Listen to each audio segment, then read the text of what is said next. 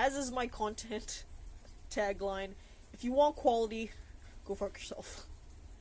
In any case, this vlog is probably going to end up being patchwork because some weird app just infiltrated my vlog, cut the stream off.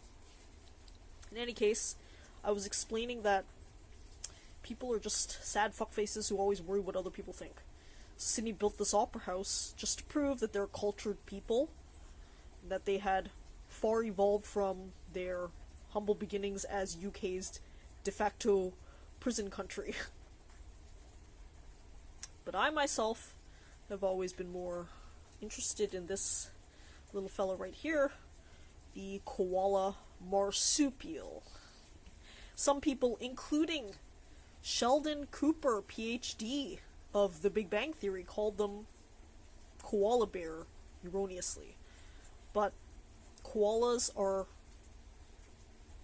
marsupials instead of bears. Marsupials raise young in their pouches, and they include the Australian icons of the koala and kangaroo. They're very smart down there in Australia. They only allow you your film equipment, at least you holding the koala.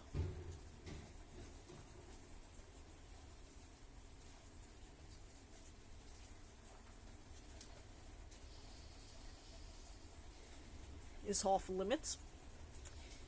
When you're in the koala holding area, they only allow their own video and photo equipment, which you then must buy the output.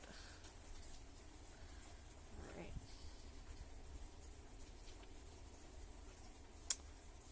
Okay.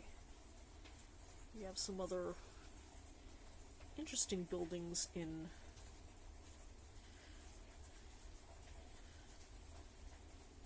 Australia, being the Eureka Sky Deck.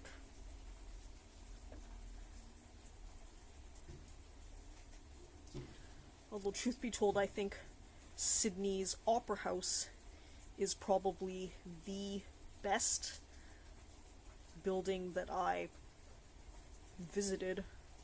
Best, meaning culturally and technologically advanced. I actually watched an opera performance of Turandot, and I think that's one of the things you do, or at least one of the things I thought of doing, is listening to opera at the Sydney Opera House. Back to my ever favorite animal safaris and expeditions. This is the smallest penguin genus in the world, the blue fairy penguin. And they are quite a sight to behold.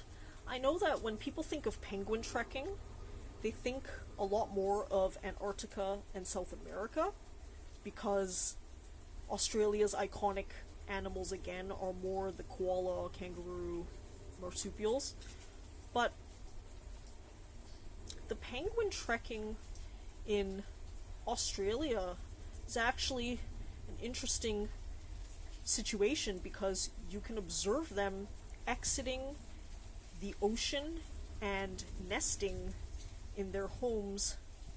They've built platforms above the nest burrows, and at specific times of the day you can watch on raised platforms as the tiny fairy blues majestically exit the water.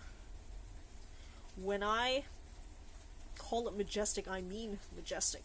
I know that the penguin has a slightly awkward body, and that's more the bigger species of emperor and king penguins, But once you observe the smaller ones, or the smallest one in this case, the blue fairy, they're actually really agile and poetic in their movements. To be completely honest, even kings and emperors, despite looking big and awkward on land, when they're dart diving in the water, it's really a sight to behold and one of my favorite things in the world. As a little heads up, every year I go in depth on a continent in a specific theme of animals, and I think this year will probably be Antarctica, which means the penguin is definitely going to feature. We are, let's see here.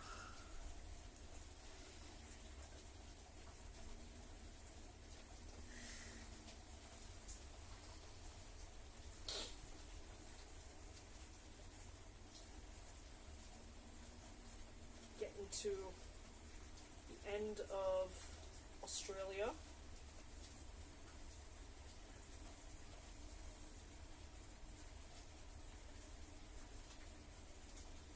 But in a couple of places that would be interesting to note.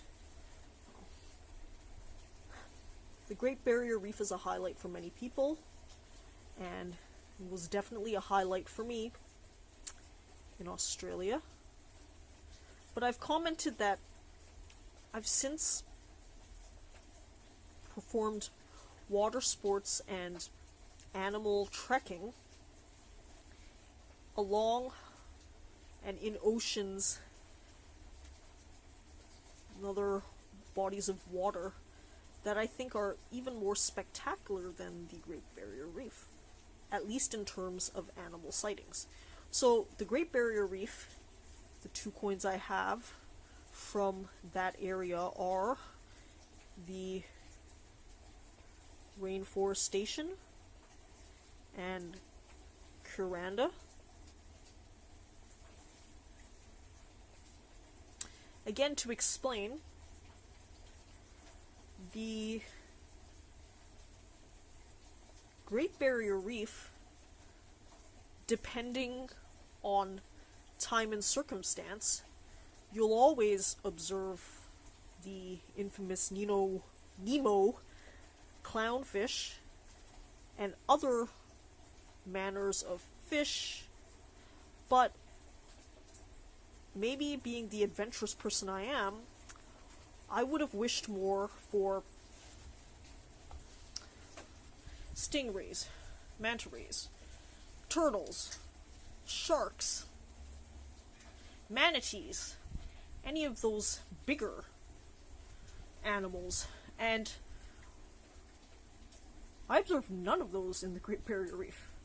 I subsequently observed all of them on the Belize Mexican Barrier Reef. So that's actually my favorite reef system in the world, because I like to observe both things, both the coral reef system, but more importantly, the animals. And to me, I think I'll always favor animals over the coral reef, because coral reef, I think you can find similar looking reef systems all around the world. They're all, to me, equally awesome looking, but the big ticket animals are what I think are the highlight of any animal trekking. Because as much as Nemo has a very famous movie as his namesake, I think up close, the animals that have the most character are definitely the larger ones, because they actually can sometimes interact with you. Now, to be fair, they're interacting with you more because you're baiting them, or your guide is baiting them more correctly. As I've explained before, all of my animal encounters are legal, but the key to remember is that many of my animal encounters are in the third world. To be fair though,